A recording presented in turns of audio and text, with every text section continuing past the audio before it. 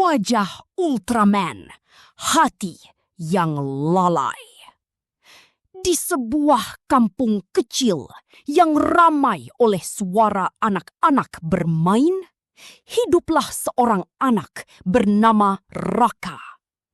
Wajahnya sangat unik. Sejak kecil, wajahnya mirip seperti topeng pahlawan luar angkasa.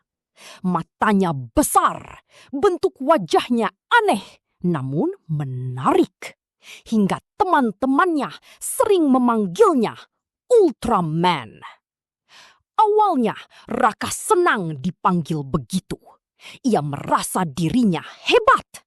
Ia ingin selalu menjadi pusat perhatian. Namun, semakin besar, sifat Raka berubah buruk. Ia mulai suka mengambil mainan milik teman-temannya tanpa izin.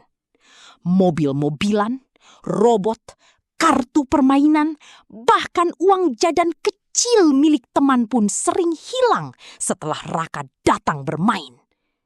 "Rak, itu robot punyaku," kata Dani pelan. "Aku cuma pinjam," jawab Raka sambil pergi berlari. Padahal mainan itu tidak pernah dikembalikan.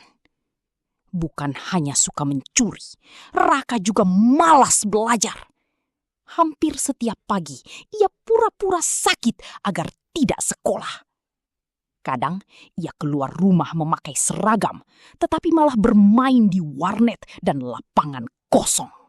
Saat sore tiba dan suara azan berkumandang, anak-anak lain pergi ke musola untuk mengaji. Namun, Raka malah sibuk bermain game di ponselnya. Ibunya sering menangis melihat kelakuannya. "Raka, ayo sholat dulu, Nak," ucap ibunya lembut. "Nanti aja," bentak Raka. Ayahnya pun berkali-kali menasihati. "Kalau kamu terus begini, hidupmu akan rusak." Namun Raka tidak peduli. Ia merasa hidupnya baik-baik saja. "Kalau kamu terus begini, hidupmu akan rusak." Namun Raka tidak peduli. Ia merasa hidupnya baik-baik saja. Hari demi hari berlalu. Semakin lama, wajah Raka mulai terlihat aneh. Kulitnya tampak pucat kehijauan. Matanya sering merah. Ia juga menjadi mudah marah. Suatu malam, ketika hujan deras turun disertai petir, Raka sedang sendirian di kamar sambil menyembunyikan mainan hasil curiannya. Tiba-tiba, listrik padam. Petir menyambar sangat keras. Tiba-tiba, listrik padam. Petir menyambar sangat keras. Raka merasa tubuhnya panas. Dadanya sesak. Ia memegangi wajahnya sambil berteriak ketakutan. "Ayah! Ibu! Tolong!" Namun suaranya berubah serak dan mengerikan. Kulitnya perlahan dipenuhi sisik hitam kehijauan. Lehernya memanjang. Matanya berubah kuning menyala. Kepalanya berubah menjadi kepala ular besar dengan taring tajam. Raka berubah menjadi monster mengerikan. Ia panik dan berlari keluar rumah. Warga kampung yang melihat langsung berteriak ketakutan. "Monster! Lari!" Warga kampung yang melihat langsung berteriak ketakutan. "Monster! Lari!" Anak-anak menangis histeris. Orang-orang menutup pintu rumah mereka. Tidak ada yang berani mendekat. Raka melihat bayangannya di genangan air. Ia terkejut melihat dirinya sendiri. Kenapa akan jadi seperti ini? Untuk pertama kalinya, Raka merasa sangat takut dan menyesal. Ia teringat semua kesalahannya.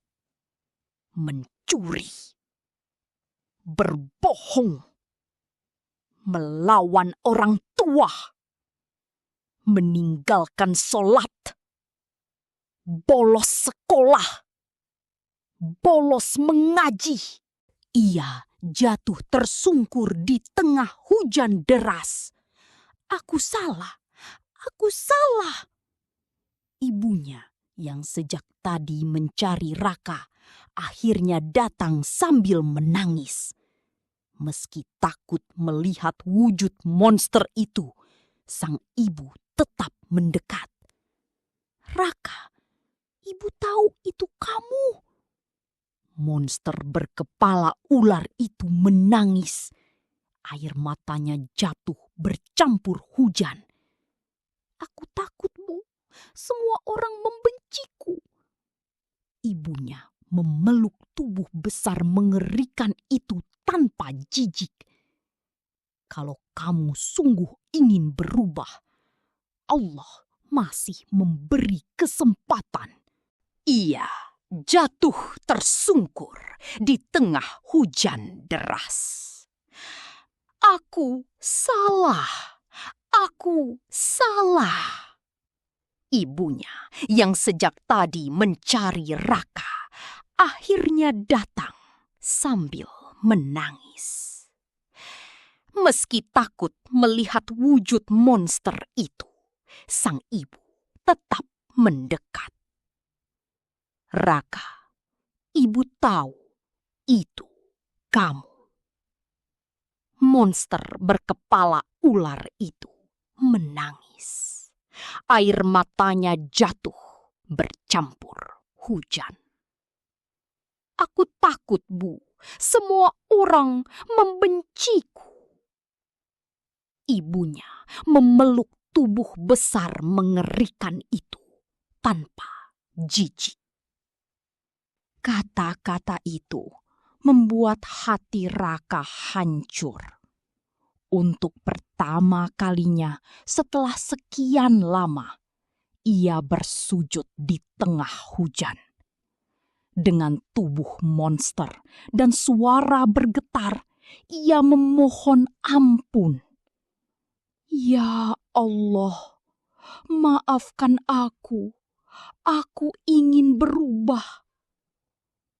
Petir kembali menyambar langit. Cahaya terang menyelimuti tubuh Raka. Perlahan, sisik di tubuhnya menghilang. Kepala ularnya mengecil. Tangannya kembali normal. Beberapa saat kemudian, Raka kembali menjadi manusia seperti semula. Ia menangis sambil memeluk kedua orang tuanya. Sejak hari itu, Raka benar-benar berubah. Ia mendatangi rumah teman-temannya satu persatu untuk meminta maaf dan mengembalikan barang yang pernah ia curi. Ia mulai rajin sekolah.